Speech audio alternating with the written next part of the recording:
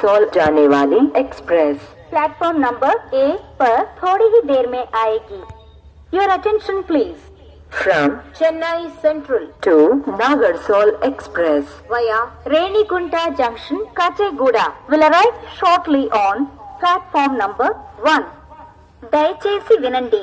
రైలు number 1603 MGR Chennai Central Nagarsol express మరికొద్ది సేపట్లో 1వ నంబర్ ప్లాట్ఫామునకు వచ్చును. यात्रीगण कृपया ध्यान दें.